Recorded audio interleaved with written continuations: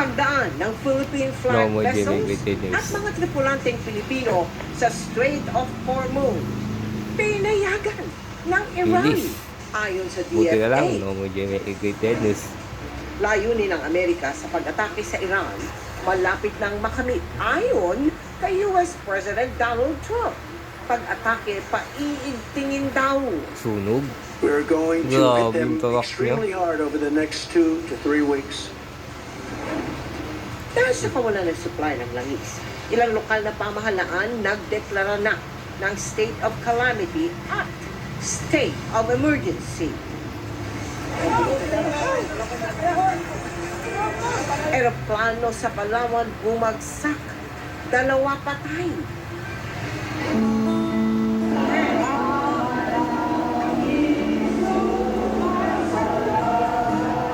Iba't ibang tradisyon ng pamamanata isinagawa ngayong Huwebes Santo.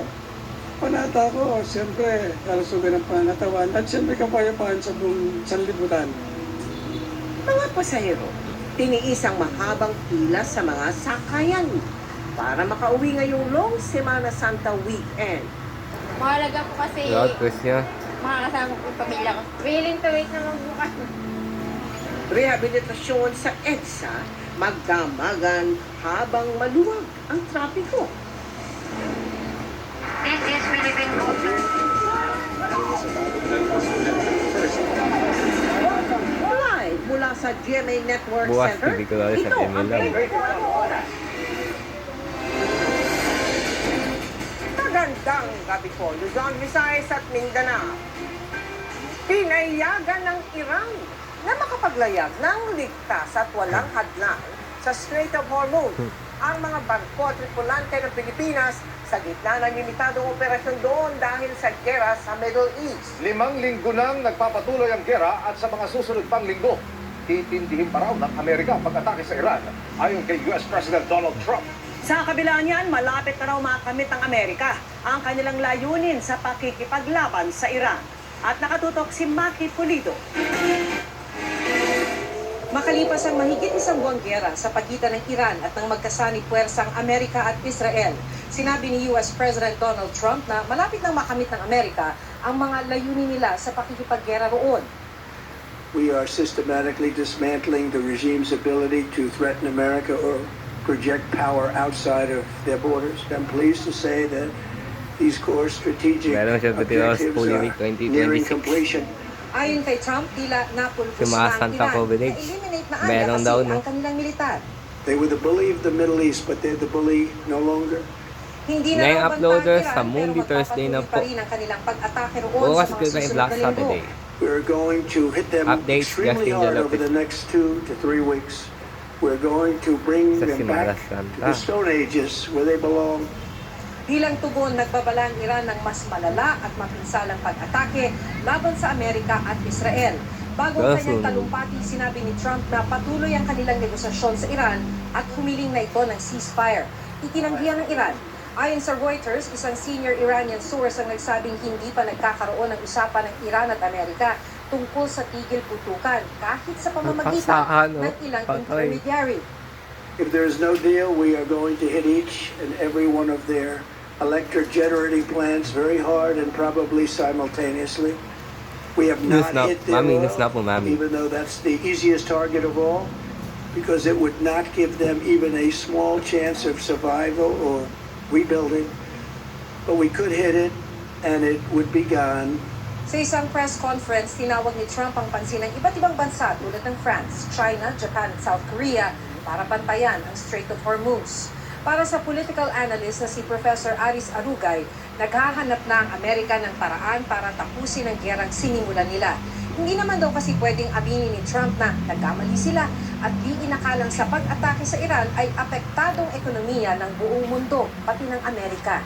They don't want to phrase it na parang, teka, nasunog yata kami dun sa desisyon namin, no? And in my view, kaya overcompensate, no? In the sense na wala na kaming pang pupulbusin, napulbus na ang Iran, napulbus na ang military, wala na silang nuclear weapons. So parang mission accomplished na. So bakit pa Wala namin na nuclear sila. gagawin to? Sabi ni Gera. Arugay, ipinakita ng gerang ito na dapat maging maayos ang diplomatic relations ng Pilipinas sa Iran. The world now has discovered how much power Iran has by mere possession of control over the Strait of Hormuz. Sa pagpapatuloy ng giyera sa Middle East, tuloy rin ang pagsirit ng presyo ng langis. As of April 1, umabot na sa $245.68 ang average price ng isang bariles ng diesel habang 138.05 naman sa gasolina. Kaya ayon sa isang oil industry source, inaasahan ng 12 pesos and 50 centavos hanggang 13 pesos and 50 centavos na dagdag sila sa diesel. 4 pesos hanggang 5 pesos naman sa gasoline. Wala po jeep ma'am na nagpaaparga. Sobrang taas ng diesel. Kaganina pa pong umaga mo, simula po pag-start ko. Kung matumal na kami ngayon, hindi katulad dati. Ang sunod-sunod. Sabi ng ating Department of Foreign Affairs, nakausap na sa telepono ni Secretary Teresa Lazaro si Iranian Foreign Minister Said Abbas Araghchi. Tiniyak daw ni Araghchi na papayagan ng Iran ang pagdaan sa Strait of Hormuz ng Philippine flag vessels, pati ng mga energy source ng bansa at mga tripulanteng Pilipino. Sabi ng DFA, makatutulong ito para matiyak ang seguridad sa enerhiya ng Mamaya Pilipinas. pa, pagkatapos news record. Matthew Pulido, Nakatuto, 24 Oras. Nagdeklara ng state of local emergency ang Bonggao, Tawi-Tawi dahil sa matinding kakulangan sa supply ng diesel at gasolina. Ayon sa Executive Order No. 22 ng Alcalde, nagdudulot ang fuel shortage ng pagkaantala sa transportasyon at pangingisda, pati sa pagbiyahe ng basic goods at pagbibigay serbisyo. Seryosong banta raw ito sa public welfare at economic stability. State of calamity naman ang idineklara sa mga bayan ng Ahoy at New Lucena sa Iloilo. Sa Ahoy, dahil daw sa umiiral na energy emergency na nakakaapekto sa kabuhayan, edukasyon at maging water supply. Epekto naman ng fuel crisis sa transportasyon, negosyo at consumers ang ipinunto ng lokal na pamahalaan Mahal na ng person lang Lucena. lang is. Dahil sa mga deklarasyon, magagamit agad ang kanilang calamity funds at may patutupad ang iba pang hakbang para sa disaster response. Critical ngayon sa ospital ang isang batang taga-Labotas matapos siyang matagpo ang duguan, bugbog sarado at Lo. may mga hiwa sa katawan. Nakita mo sa Hawak ng traffic ng pulisya ang letter suspect special. na ilang beses kinumpirma ng biktima matapos siyang pakitaan ng litrato. At yan ang tinutukan ni Tina Pangliban-Perez. Nakuna ng CCTV sa barangay NBBS proper sa Navotas City ang lalaking naka-green na may kasamang 3 bata. Sabi ng mga magulang ng 5-year-old na batang nakapula, nagpaalam ang anak na lumabas kasama ang 2 pinsa nitong Martes. Pero ang batang nakapula nawala. Hindi na nakita doon sa CCTV kung saan sila dumiretso. Pero palabas sila doon sa area kung saan nakita itong bata natin. 5:45 p.m. Iniulat sa pulisya na nakita ang batang sugatan at duguan sa R10, Sitio Puting Bato sa barangay NBBS proper. Isinugod siya sa ospital. Based doon sa hospital, may laceration siya dito sa may tiyan, sa leeg, tapos may hematoma rito sa may left eye. Kaya may mga pasa rito yung bata. Napuntahan na ng SOCO ang lugar kung saan nakita ang bata. Nakita silang mga basag na mga bote, yung blood stain dun sa mga area kung saan nakita yung bata. Hindi, video ako. And then yung may mga damit na were submitted sa ating crime laboratory. Hindi, Hindi nakita niya sa natin feed. alam kung May camera o suspect talo. o kaninong mga damit yon. So we're checking kung ano Hindi, yung mga pag camera to okay lang yun. kaninong dugo yung mga nandun sa mga evidence na natin nakuha. May hawak ng suspect ang pulisya. Yun Ang litrato ng suspect ilang beses ipinakita sa biktima. So tinanong ng aming investigator in the presence ng mother, They declare dead alive sa kung ito pa hospital. yung nanakit sa kanya. And 3 beses kinonfirm ng bata na yung sa picture na yon, tsaka yung sa person of interest namin, is yun yung nanakit sa kanya. Yung Alam dalawang niyo. bata na kasama niya doon sa CCTV, kumuha rin kami ng statement. And nag-confirm din na itong person of interest na hawak namin, Hindi pa masabi ng pulis ang motibo ng suspect. hindi namin makuha ng maayos kasi yung suspect natin, hindi siya malinaw yung sagot niya. Parang dinadivert niya. Kasong frustrated murder at paglabag sa Republic Act 7610 o Special Protection of Children Against Abuse, Exploitation and Discrimination Act ang inirerekomenda ng pulisyang ihain laban sa suspect. Sinikap namin makunan siya ng pahayag pero tumanggi siyang humarap sa media. Ayon sa ama ng bata, ipapasyal dapat nilang mag-asawa ang nag-iisa nilang anak ng araw na mangyari ang krimen. Nakita ko na yung anak ko. Parang hindi ko na makilala eh. Kasi basag daw yung basag yung mukha eh. Kasi hindi na makadilat yung isang mata eh. Lumulobo rin. Kasi pati yung ulo. Parang demonyo yung mukha talaga eh. Hindi ko akalain eh. Kala ko simpleng kalaro lang, parang ganyan. Nadurog talaga ako. Ipinapa sa Diyos na lang daw niya ang paggaling ng anak niyang pilit na lumalaban. Dito na papa. Sabi ko na siya, lumingon ako. Sabi ng anak ko sa akin, gumagalan at hindi nagtulog sa akin. Wala kasi akong magawa eh. Mga oras na gusto ko siyang yakapin. Hindi ko magawa. Sinabi ko lang sa kanila, pakasan mo na yung loob mo, mahal na mahal kita. Yung anak ko gusto tanggalin nila sa bibig niya, gusto ko sabihin sa akin ng mahal na din ako.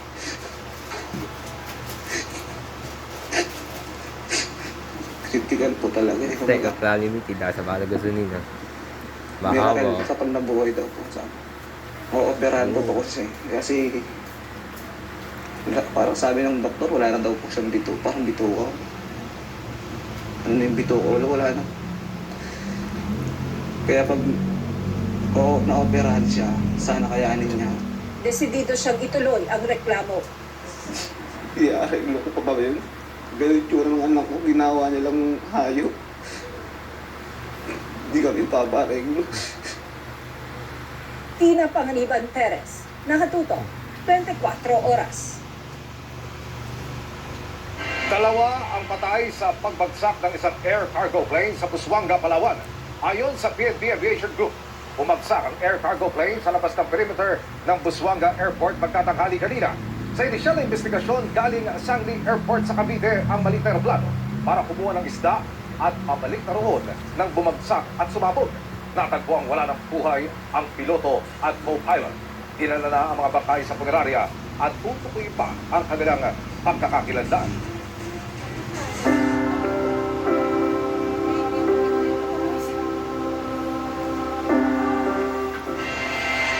Ngayong Huwebes Santo, buong puwersang nakatutok ang GMA News sa iba't ibang klase ng pamamanata ng mga Katoliko para sa Semana Santa. Nakabantay rin tayo sa ilang sakayan at kalsada ngayong humahabol pa ang ilan na makauwi sa kanilang probinsya. Sinisilipin din natin ang sitwasyon sa ilan sa mga karaniwang bakasyonan kapag long weekend tulad ngayon.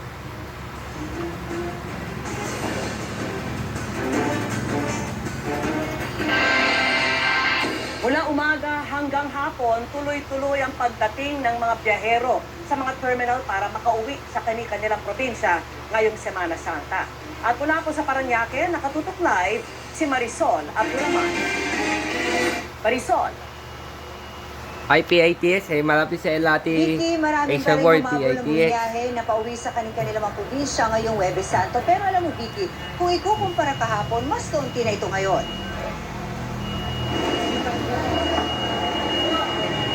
Mula umaga hanggang hapon, hindi halos maubos-ubos ang mga taong pumapasok sa Parañaque Integrated Terminal Exchange. As of 2 p.m., umabot na ito sa 98,000. Bagamat, mas mababa sa 107,000 na naitalang kahapon. Ilan sa Dami, kanila no? ang mag-ilang PITX. Chavez na biyaheng Bicol. Hindi raw inaasahan ni Samantha na mas maluwag na ang sitwasyon ngayon kumpara sa siksikan noong March 31 nung bumili siya ng tiket. Ngayong araw daw talaga ang kanilang uwi. Pinatapos pa namin yung anak ko, tsaka yung pamangkin ko, graduation din po. Yung ibang pasahero na nag-antay din ng kanilang mga biyahe kanina, dito na nakatulog. Ang magkakaibigang ito mula sa iba't ibang lugar sa Northern Samar. Inabutan namin nakapila sa ticket booth para sa kanilang bakasyon sa susunod na linggo. Crowded, maraming sumasakay. So it much better. Pinag-usapan namin na after Holy Week na lang. Palilipasin nila Monday, Thursday, upload natin. sa marami. At talagang bumili kayo ng ticket on a Thursday. Check out bukas, kasi Good nga, Friday iniisip naman. namin baka Update pag, sa ulit. Sa 6 pa kami Yeah. or Sunday, mas punuan. Kaninang umaga, mahaba rin ang pila ng mga pasahero sa isang bus terminal sa EDSA Camias sa Quezon City. Ang iba, ilang oras nang naghihintay. Makauwi lang sa Quezon Province. Gaya ni Ellen Rose, alas 2 na madaling araw pa nakapila. Naku, sobrang hirap po. Mahirap din mag-abang dito. Paano po yan? Maghihintay po kami para lang makauwi. Nakailang lipat ng bus terminal na rin si Jonathan at kanyang mag-anak na pauwing Lucena pero pahirapan daw ang pagsakay. Hindi namin expect na pagpunta naman namin dito, ganun din. Wala.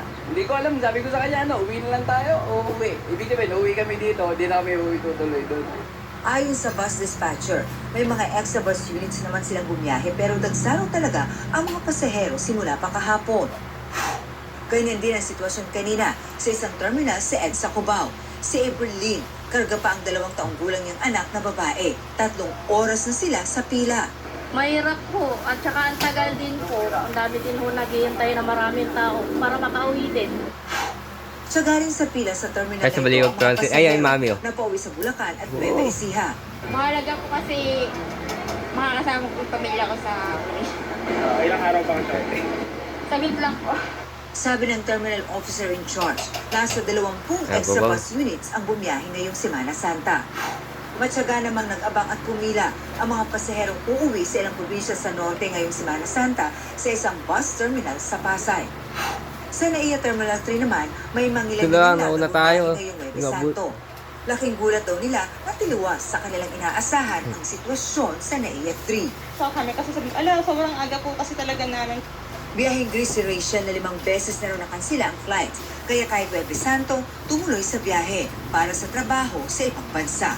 Medyo nakakaano po kasi ilang taon din po kami nag-a-abroad tapos ngayon pang kung kailan merong option. Nabawasan man ang bilang ng tao na nanatiling mahigpit ang seguridad na pinapatupad sa mga paliparan at bus terminals.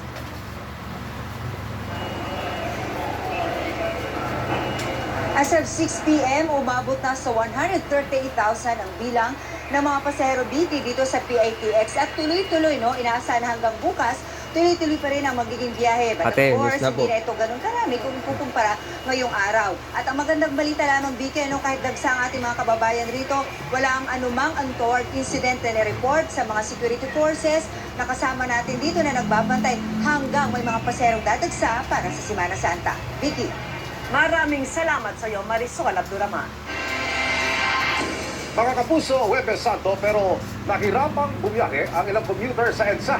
Wala kasing biyayang MRT at mayroon pang road repair. Mula sa Wala. Makati City, nakatutok live si Joseph Mo. Joseph! Emil, isinabay ng DPWH yung pagkukumpuni sa ilang bahagi ng EDSA katulad dito sa EDSA Magallanes Flyover sa Holy Week kung kailan walang masyadong tao sa Metro Manila. Kaya humihingi ng dispensa ng pasensya yung DPWH dun sa mga motorista na natatraffic sa ngayon.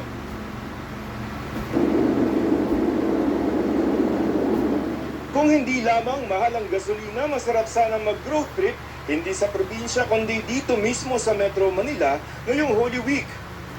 Halos solo mo ang kalye tulad dito sa Commonwealth, sa Quezon Avenue, pa Maynila. At kahit mismong sa EDSA tulad dito sa may Taft Avenue sa Pasay. Yun lamang para sa mga naiwan sa Metro Manila, bawas din ang paraan ng pampublikong transportasyon. Walang mga tren tulad ng LRT at MRT. Wala. Pero lamang ay ang EDSA Bus Carousel. Dito sila nagsisisikan. Maintenance activity. Ang ilang pasahero may dalang mga bagahe papunta Nakita sa mga video. terminal ng bus at may ilang magbibisita iglesia. Ayon sa Metro Manila Development Authority o MMDA, nasa 10 hanggang 20% ang nababawas sa volume ng mga sasakyan sa Metro Manila tuwing Semana Santa. Marami sa mga kalsada sa Metro Manila ang maluwag maliban na lamang dito sa bahagi ng EDSA Magallanes 20% na sasakyan. dahil sarado Wow, baboy, yung southbound lane da- na traffic. papunta ng Pasay. Dito Kaya mo. yung mga motorista, dito tayo nagkakaroon ng embudo. Pero ayon naman sa DPWH, huwag kayo masyadong mag-alala dahil tatapusin ang pagkukumpuni ng bahaging yan sa April 6, 4 a.m. Back to work na po. Ang ilang motorista ay nakalang hindi matatraffic ngayong Semana Santa. Traffic eh, kaya abala, traffic. Eh, paano Dapat madaling araw, iikot kami malayo. Ang problema, nakaabala tayo. Dahil may ginagawa eh. Pero okay na, mas magandang ganyan dahil para paglabas na pagkatapos ng Holy Week, okay na. Maganda ng takbo ng sasakyan.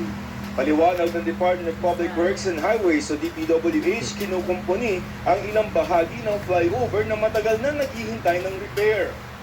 Hindi tayo mga paumanhin sa mga kababayan natin na nasa Metro Manila.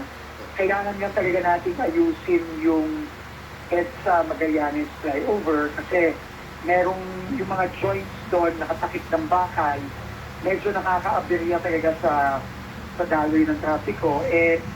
Tapusin na lang natin, konting tiis lang, tatapusin natin hanggang linggo. Isinabay na rin ngayong Semana Santa ng DPWH ang 24 oras sa pagkukumpuni ng Phase 1 ng EDSA Rehabilitation mula pa rin sa EDSA TAP hanggang Orense sa Makati. Hanggang madaling araw din ng April 6 ang 24 oras na operasyon. Pati ang pagpapalawak ng sidewalk sa bahagi ng Buendia na ininspeksyon ni DPWH Secretary Vince Dizon kagabi. Ganito rin ang gagawin sa ibang bahagi ng EDSA na mas nilalaparan at kapag natapos ay pwedeng gamitin ng mga pedestrian at mga siklista. July, target itong tapusin ng DPWH. Minimum 2.8 meters. Tapos, shared bike and pedestrian. May tactile tiles for disabled. May wheelchair ramps na nakita naman natin with the quality na nakikita na natin ngayon. Kahit pa paano bumibilis yung daloy ng trapiko. Sabi nga ni Pangulo, kapag bumibilis yung daloy ng trapiko, less konsumo ng gasolina yon, less gastos. Emil, sa mga babiyahe ngayon, tingnan natin yung sitwasyon. No? Maandar naman, kaya lang medyo gapang yung daloy ng mga sasakyan dito sa may bahagi ng EDSA Magallanes flyover.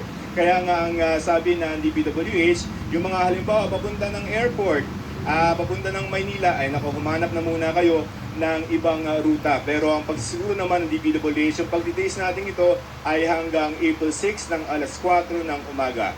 Monday, balik na tayo sa dati, Emil. Maraming salamat, Joseph Moro. Abangan!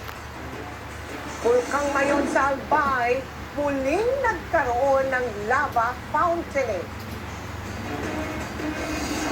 At ang bisikleta iglesia ng isang grupo ngayong Semana Santa.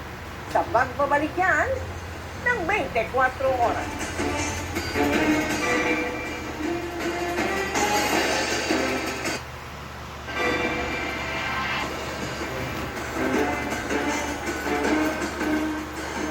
Muling nagkaroon ng lava fountaining ang Bulkang Mayon na italaya ng PVOX mag-aalas 6 kagabi. Hindi naman nagtagal ng pagbulwak ng lava. Sa nakalipas sa 24 oras na itala rin ng PVOX ang mahigit 100 volcanic earthquake ng Mayon at halos 2,500 toneladang asupre o sulfur dioxide. Nananatili ang alert level 3 sa bulkan. Mahigpit pa rin pinagbabawal ang pagpasok sa 6-kilometer radius permanent danger zone. Mga kapuso, nakapagtala ang pag-asa ng extreme caution level na heat index o damang init, 41 degrees Celsius. Ang naramdamang pinakamatinding init at alinsangan, kanina po yan sa Dumangas, Iloilo at sa Cotabato City. Maaari po yung magdulot ng heat cramps o heat exhaustion sa mga taong nakabilad sa Arawan. 40 degrees Celsius naman ang naitala sa Dagupan, Pangasinan, Bacnotan, La Union, Tagbalogan, Samar, Borongan, Eastern Samar, Taas index Zamboanga nung City, init na, at sa Butuan City. Dito po sa Metro Manila, umabot sa 35 degrees Celsius ang heat index, partikular sa Pasay at Quezon City. Muli namang nagbabalik ang easterlies o ang mainit na hangin galing Pacific Ocean. Ayon po yan sa Pag-asa. Apektado nito ang Central at Southern Luzon, Visayas at Mindanao. Nagbabalik din ang malamig na northeasterly wind blow na umiilaw ngayon sa Batanes. Ilang bahagi ng Aurora at Mindanao ang posibleng magkaroon ng light to moderate rains umaga bukas, Biyernes Santo. Batay po yan sa rainfall forecast ng Metro Weather. Pagsapit ng hapon, uulanin na rin ang ilang panig ng Ilocos Region, Cordillera, Negros Island at ilang panglugar sa Mindanao. Mababa naman ang tsansa ng ulan bukas dito sa Metro Manila.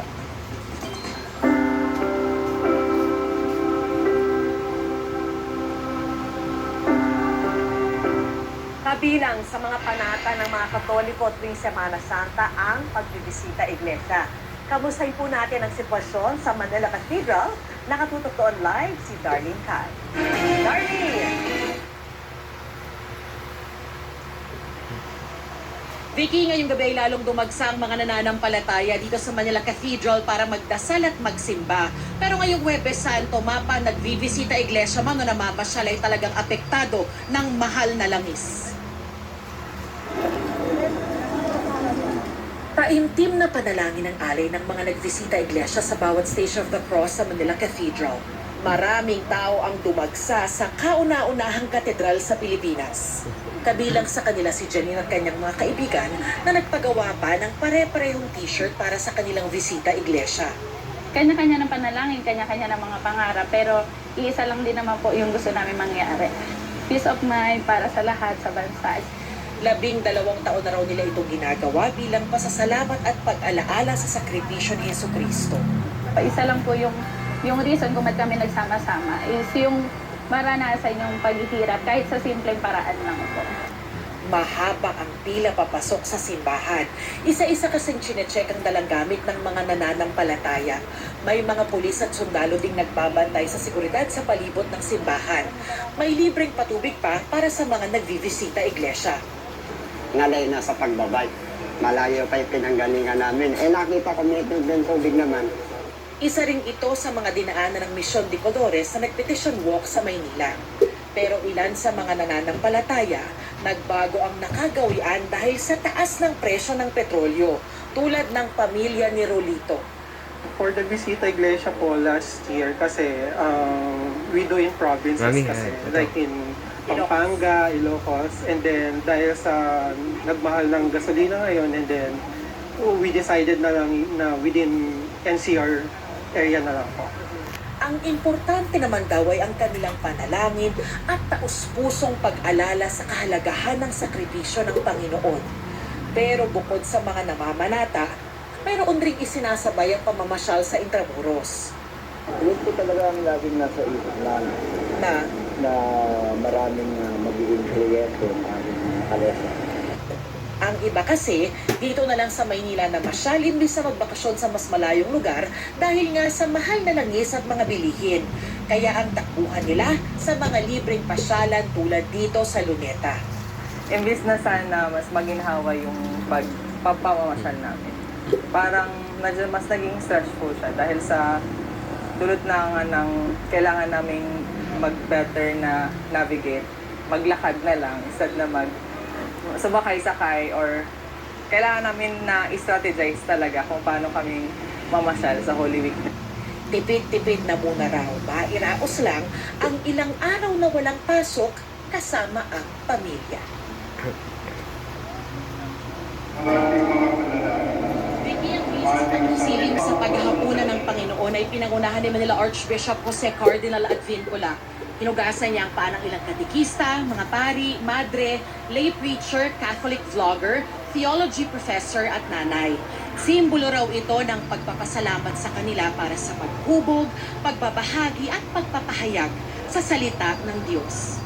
Vicky, hanggang sa mga oras na ito ay tuloy-tuloy yung pagdating ng mga tao. Ang pangungumpisa dito sa Manila Cathedral ay hanggang alas 12 ng hating gabi mamaya, kaya hanggang ganyang oras din bukas itong simbahan. Yan ang latest mula rito sa Maynila. Balik sa iyo, Vicky. Maraming salamat sa iyo, Darlene Kai. Ngayong Huwebes Santo, nadagdagan na pero hindi pa rin daw kasing dami nitong mga nagdaang taon ang mga turista sa Baguio City dahil sumabay sa mahal na araw ang mahal na petrolyo. Nakatutok doon live si Bea Pilang. Bea? Mel, sumigla na sa ilang tourist spots dito sa Baguio City ngayong Huwebes Santo, kabilang na nga rito sa Burnham Park, pero malayo pa rin daw yan sa dagsa ng mga turista ng mga nakaraang Semana Santa. Ganito katamlay ang ilang sikat na park sa Baguio nitong mga nakaraang araw. Bilang lang ang mga umakyat sa summer capital ng bansa para mamasyal. Pero ngayong Huwebes Santo, tila sumigla ang City of Pines. Maraming last-minute bumiyahe paakyat ng Baguio.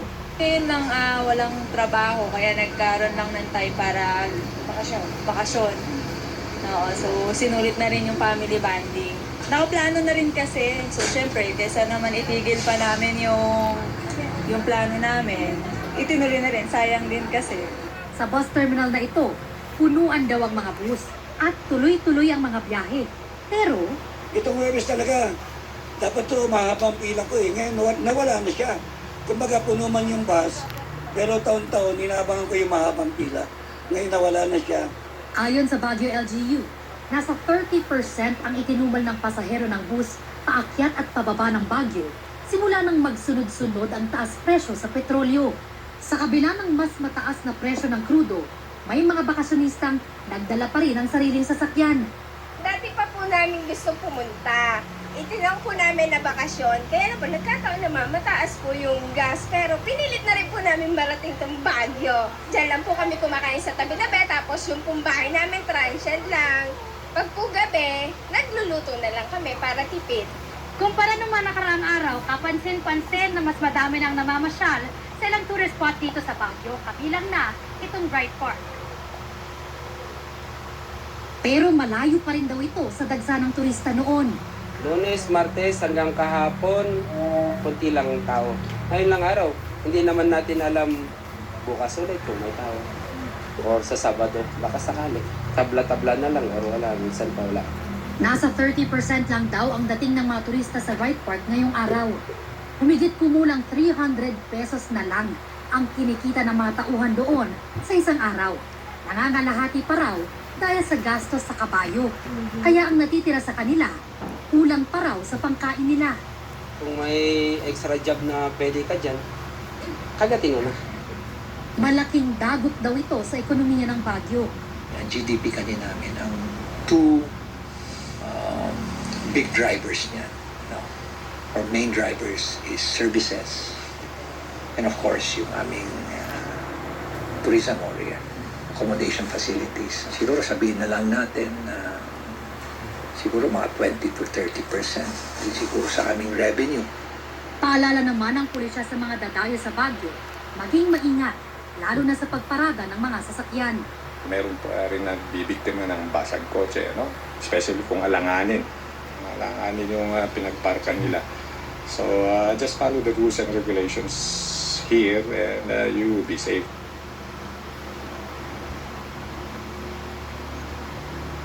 Mel, light to moderate ang traffic na na-monitor ng Baguio City Police dito sa lungsod ngayong araw. Samantala, nasa 20 degrees Celsius ang temperatura dito sa ngayon. Yan ang latest mula rito sa Baguio City. Bea Pinlac, nakatutok 24 oras. Maraming salamat sa iyo, Bea Pinlac. At abangan, tatlong magkakapitbahay sa Pangasinan patay matapos mabangga ng pick-up ang sinasakyang tricycle. At ang padyak at panata sa lungsod ng Marikina, para saan kaya? Alamin sa pagbabalik ng 24 oras.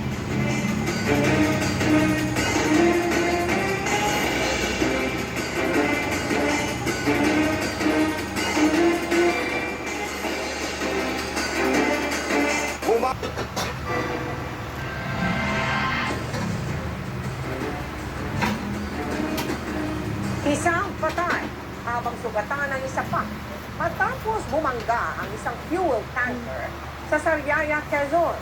Sa Santa Bian, Pangasinan naman, tatlong magkakapitbahay ang nasawi nang mabangga ng pickup ang sinasakyan nilang tricycle. Nakatutok si Marisol Abduraman. Nauwi sa trahedya ang masaya sanang outing ng 6 na magkakapitbahay matapos mabangga ng pick-up ang sinasakyan nilang tricycle sa San Fabian, Pangasinan kagabi. Galing sa San Fabian Beach ang mga biktima at pauwi na sana sa Barangay Pogo sa bayan ng Magaldan. Ang nangyari po, ito pong pick-up, may vertical po siya ng private. Sa right shoulder niya, nabulaga po siya. Nabulaga siya na may tricycle pala sa right shoulder. Ayun po, nabangga yung tricycle at nakalagkat po siya ng mga 100 meters. Sa lakas ng pagbangga, nayupi ang likurang bahagi ng tricycle habang wasak ang harapan ng pick-up. Patay ang 3 sakay ng tricycle. Nasa ospital pa rin ang driver ng tricycle at 2 pa niyang sakay. Nasa kustudiyan na ng pulisya ang 25 anyos sa pick-up driver na hinihinalang nakainom. Tumanggi siya magbigay ng pahayag. Nagkausap na kaninang umaga ang pick-up driver at mga kaanak ng mga biktima. Sakit. Lungkot dahil wala na yung asawa. Siyempre kahit sa hindi naman sinasadya, wala nang magagawa. Sa Sariaya, kasunod Quezon, ka. dead on the spot ang Ala. driver ng isang fuel tanker matapos sumalpok sa isang water filling station sa barangay Montecillo kagabi. Ayon sa pulisya, galing sa fuel tipo ang tanker. Nagagarahe na sana na mawala ng kontrol sa manibela ang driver nito. Mabuti at hindi sumabog ang fuel tanker. Agad din nila sa pagkakunan ng sunod ang Kundi, takbuhan ng filling station matapos mabagsakan ng debris. Sinusubukan pa siyang makuhanan ng pahayag at ang kaanak ng namatay na tanker driver. Patuloy ang investigasyon sa insidente. Marisol Abduraman, nakatuto, 24 oras. Niyanig ng malakas na lindol ang Molucca Sea sa Indonesia. Ayon sa United States Geological Survey, magnitude 7.4 ang lakas ng lindol sa dagat bago mag-alas 7 ng umaga. Sa lungsod ng Manado, isang naitala ng pulisya na nasawi matapos mabagsakan ng nahulog na debris mula po sa isang gusali. Inilikas din ang mga pasyente sa isang ospital doon. Nagsagawa naman ng search and rescue operation sa mga otoridad sa mga gumuhong gusali. Ayon sa Meteorology Agency ng Indonesia, may namonitor na tsunami wave sa 5 lugar. Nasa 50 aftershocks naman ang naitala. Sabi naman ng VBOX, walang banta ng mapaminsalang tsunami sa Pilipinas kasunod ng lindol.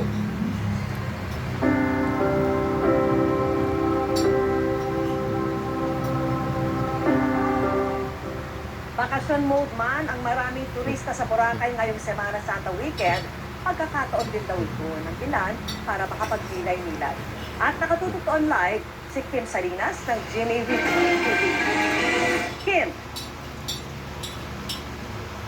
Vicky, sulit na sulit umano ang bakasyon ng mga turista dito sa isla ng Boracay dahil sa dami ng mga activities na pwedeng gawin. Ngunit sa gitna ng kasiyahan, hindi nakakalimutan ng ilan ang paggunita sa mahal na araw. Buhay na buhay ang beachfront sa isla ng Boracay ngayong Huwebes Santo dahil sa iba't ibang water activities na pwedeng ma-enjoy. Nariyan ang pag-balance sa paddleboarding at ang perfect for picture taking na crystal kayak. Na-amaze. Nakikita ko po sa Facebook, ang gaganda ng trinay namin. Lantern naman ang ginaaliwan ng ilang turista ngayong araw. Sa gitna ng bakasyon, hindi nakalimutan ng iba na obserba ang Holy Week. Walang Diyos po. Gaya na lang ang pamilyang ito mula sa Bataan na nakapunta sa Lambros Point kung saan makikita ang imahe ni Mama Mary. Nanganalangin talaga kami na sana Mami, walang Diyos, Mami. makaraos, ng maayos. Wala po Diyos. Saka sana matapos na yung Sprite na lang. lugar. Dinayo naman ng pamilya ni Joe ang sikat na Willis Rock kung saan matatagpuan ang grotto ng Birheng Maria. Siyempre, mahal na araw, pagkunita natin sa Panginoon, kaya sa Kristo. Tapos, ayun, kasabay na rin yung mag-enjoy dito sa Boracay. Handa na ang parokya sa Boracay para sa gaganaping Via Crucis bukas. Magsisimula ito alas 6 ng umaga sa Santa Lucia Chapel sa Barangay Manok-Manok. Dadaan ito sa highway at maging sa beachfront hanggang makarating sa simbahan sa Station 1. Open sa lahat ng mga Katoliko na gusto sumama, kahit na yung mga tourist na pumunta ng Boracay, we still have the chance to reflect on this season of Holy Week.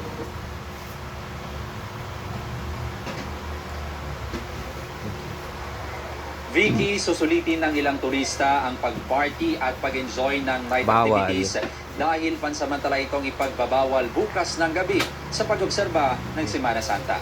Bawal. Maraming salamat sa iyo, Kim Salinas. Tutukan!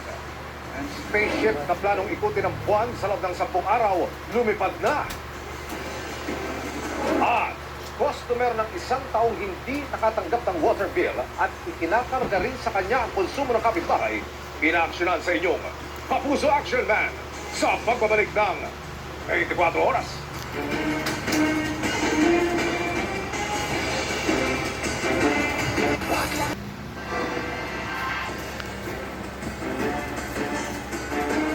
Lumipad na ang Artemis 2 na unang manned mission patungong buwan sa mahigit 5 dekada.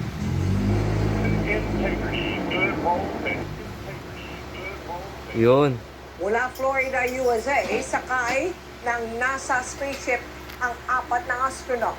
10 araw nitong iikutin ng buwan at target makapagtala ng bagong record sa pinakamalayong narating ng tao sa labas ng Earth.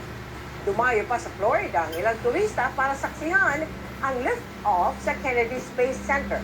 Agad nagpaabot ng pagbati si US President Donald Trump sa NASA at Artemis 2 astronauts na kinabibilangan ng 3 Amerikano at 1 Canadian. Paglilinaw ng NASA, hindi aapak sa buwan ang mga astronaut ng Artemis 2. Sa 2028 pa, target ng NASA ang moon landing. Matatapos na yung project sa NSER, right train. Sa buwan sa 2030. Diba? Mga kapuso, halos 1 taong hindi nakatatanggap ng bill ang isang customer ng Manila Water. Sa metro rin umano nila, ikinakarga ang konsumo ng kapitbahay. Kaya, inilapit ka ng team ng inyong Kapuso Action Man sa kumpanya.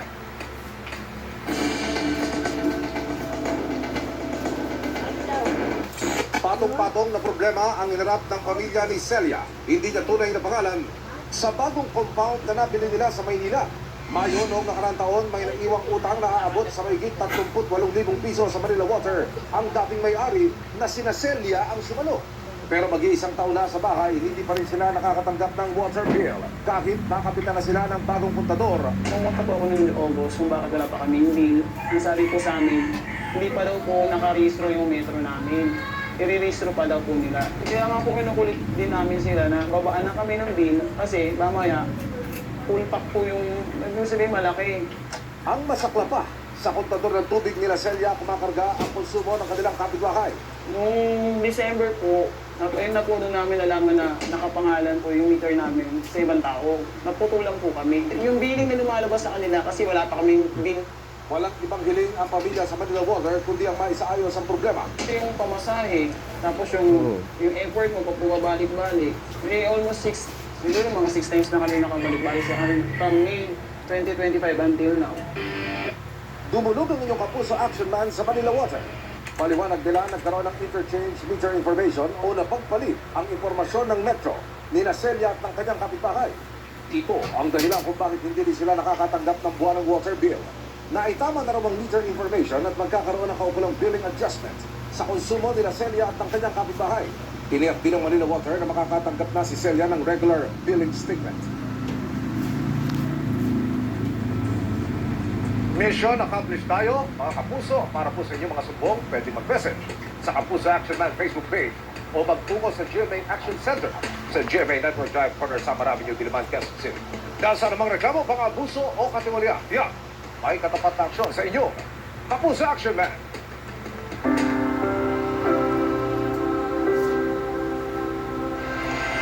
Kalusugan ng pamilya at magandang hanap buhay ang panalangin ng ilang nag-aalay lakad patungong Antipolo Cathedral. At mula sa Rizal, nakatutok live si John Consulta. John! Yan dami no tao, no? Pinapatayan nga ngayon ng pasilip pakasara ng bahaging ito ng wala sakyan, no? sa may Cainta Rizal. Pinapaganda na rin sa pagligsa ng ating mga kabayan na mamamanata dito sa Katedral ng Antipolo ngayong Huwebes Santo.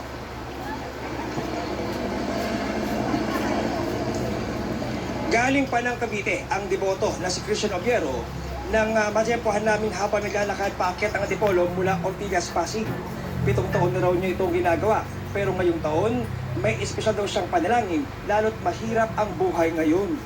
Inabutan naman namin ang grupong ito ng mga PWD kasama ang 29 na taong gulang na si Rico Apinado na namimigay ng tubig at candy sa mga batang umaakyat at kapwa nila namamanata ngayong mahal na araw. Patuloy naman ang monitoring ng Calabarzon Police para tiyakin ang kaligtasan ng inaasahang mahigit 1 milyong magisimba ngayong Huwebes Santo. Narito ang pahayag ng ilan sa aming mga nakapanayam. Sana po laging malusog yung pamilya sa hanap buhay namin ayos. Hanggang sir, laging malakas sa maliit na bagay, masaya sa pakiramdam. We have prepared more than 2,000 security members of the security forces. Actually, hindi lang naman itong cathedral ang binibigyan natin ng protections. Many other religious destinations in place po lahat ng mga security forces.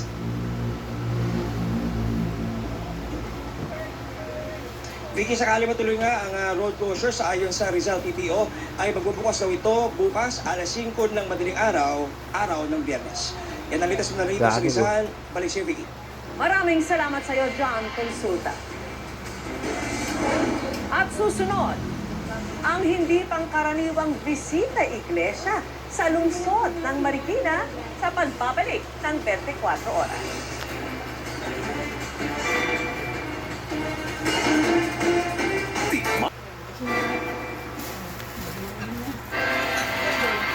Mahigit 3 milyong pisong halaga ng illegal na droga ang nasabat sa ikinasang bypass operation sa Barangay Singkamas, Makati City. Ang paliwanag ng mga na-arrestong suspect, tinutukan ni Jomer Apresto. Ano ba nang sabihin? Pabor o laban sa inyo? Inaresto ang 2 lalaking yan sa parking lot ng isang grocery store sa Barangay Singkamas, Makati City pasado alas 9 kagabi. Hala, arrested. Nahulihan daw sila nangaabot sa 3.4 million pesos na halaga ng illegal na droga sa ikinasang drug bust operation ng mga tauhan ng SPD District Drug Enforcement Unit. Matapos sumanong ituro ng mga naunang nahuli kung sino ang supplier nila ng illegal na droga. Target sa operasyon ang 42 anyos na sospek na si alias Boss na residente ng Pandacan, Maynila. Kasama niyang nahuli ang 35 anyos na si alias Jarami na residente rin sa nasabing lugar. Base sa investigasyon, gamit ang 100,000 pesos na bypass money na gawang kumagat sa pain ng mga sospek na nagresulta sa kanilang pagkakahuli. Nakuha sa kanilang tinatayang nasa kalahating kilo ng hinihinalang shabu. Pinaniniwalang nag-ooperate ang mga sospek sa iba't ibang bahagi ng Metro Manila. Pero ayon sa kanila, hindi sa kanila ang mga droga at inutusan lamang sila na maghatid nito kapalit ng tig 1,000 piso. Pagka nabutos lang po, natawag lang po. Sa cellphone po, tumatawag po. Tapos, saan kayo makikita? Doon lang sa may kanto. Ano lang po, sinamahan ko lang po. Ayon naman sa barangay, nataon lang talaga na sa kanila naganap ang transaksyon dahil boundary lang ito kung saan nakatira ang mga sospek. Bali, sabi sa akin ng polis meet up yata sila rito. Hindi po Ngayon lang din sila nakita. Maharap ang mga sospek sa reklamong paglabag sa Comprehensive Dangerous Drugs Act of 2002 habang patuloy na inaalam kung sino ang posibleng nagsusupply ng droga sa mga sospek. Jomer Apresto, nakatuto, 24 oras. Ibinasura ng Sandigan Bayan 6 Division ang motion for reconsideration ng 9 na dating opisyal ng DPWH ni Maropa para makapagpiyansa sa kasong malversation. Kaugnay ito sa Substandard Flood Control Project sa Nauhan Oriental, Mindoro. Pinagtibay ng Anti-Graft Court ang naunang desisyon nito na huwag payagang magpiyansa ang mga akusado dahil wala naman daw silang naipakitang bagong argumento. Sa desisyon ng Sandigan Bayan noong March 10, sinabi nitong dapat manatiling nakakulong ang mga akusado dahil malakas ang ebidensya ng prosekusyon. Sinusubukan pang kuna ng pahayag ang kampo ng mga akusado kaugnay sa pasya ng Sandigan Bayan.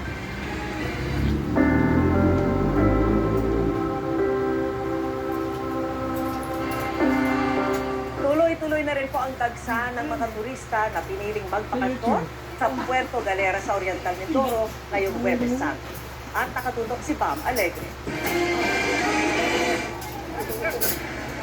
Huwebes Santo, pinaghandaan ng lokal na pamahalaan ng Puerto Galera ang pagdagsa ng mga turista. Pagdaong ng barko sa Pantalan kanina hapon, bumati agad sa mga turista ang angking ganda ng Puerto Galera. Narito na ang bughaw na karagatan ng Puerto Galera. At ayon sa lokal na pamahalaan sa kanilang tala kaninang alauna ng hapon, mahigit 2,500 ang mga turista na nagpunta rito para sa Huwebes Santo. Mga preparation po sa mga pagdating po ng turista, may mga naka-assign pong mga tao po. Talaga po ngayon po talagang bugso ng pasahero. Dito ang default na puntahan ni Jackie Tabading at ng kanyang mga kaibigan para mag-recharge ngayong long holiday. It's one thing na pinaka-exciting and maraming makikitang adventures of course, and also for the LGBT community. Naramdaman na namin ang pagtaas ng pamasahe lately. At least, patol pa rin. Dama naman ni Fabiola Eler at ng kanyang barkada ang pagtaas na pamasahe. Pero matagal na nila itong naplano kaya G pa rin daw. Para makapagpahinga naman yung mga tao sa stress sa work. Yung oil price hike, nandiyan na ba this year?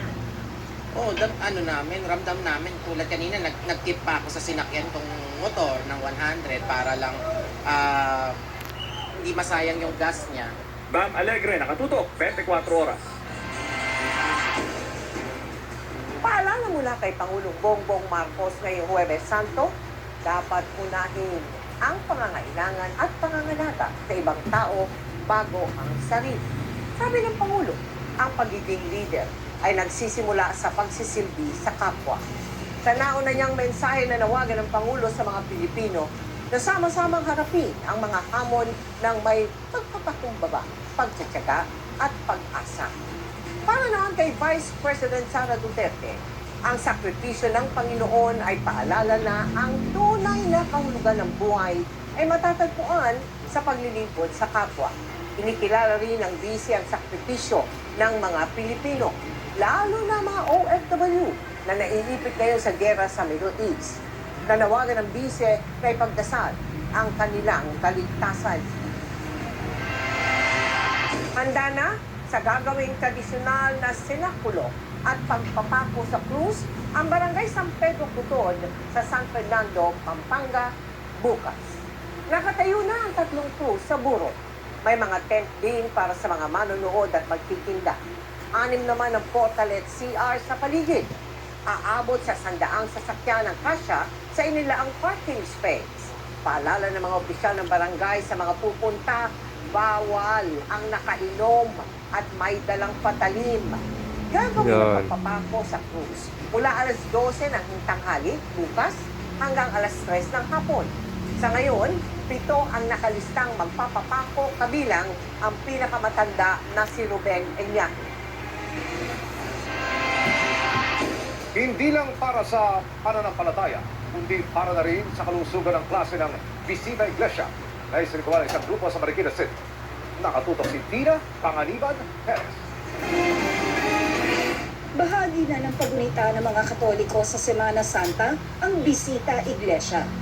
Pero sa Marikina, Bisikleta Iglesia ang ginawa kanina ng mga lumahok sa aktibidad na padyak at panata. Ang purpose po ng ating event is to, number 1, promote our faith, especially now during the Lenten season. Number 2, to promote active mobility. And number 3, to promote tourism of the city of Marikina. Hindi siya yung usual na yung bumibisita lang. Ito, bumibisita using bisikleta, yung mga namamanata. Daan-daan ang lumahok, bitbit ang kanilang sariling bisikleta, helmet, bike light at water bottle. Mula sa mga biker na young hanggang sa mga young at heart, sama-sama. Para po sumamba po sa Diyos po. Bisitahin po yung lahat ng mga simbahan po dito sa Marikina po. Every year, yung grupo namin, meron kami bisita iglesia. Ang panata ko, siyempre, yung kalusugan ng pangatawan, kaligtasan namin mag-anak sa anumang kapahamakan, may mga karamdaman, at siyempre kapayapaan sa buong bansa at saka sa buong sanlibutan. Tina Panganiban Perez, nakatutok, 24 oras. At yan ang mga balita ngayong Huwebes Santo. Ako po si Mel Tiangco. Ako po si Emil Sumaki. Ako po si Becky Morales. Ito ang GMA News. Walang kinikiligan. Walang pinoprotektahan. Noon at ngayon, serbisyong totoo. At dahil hindi natutulog ang balita, nakatutok kami 24 oras.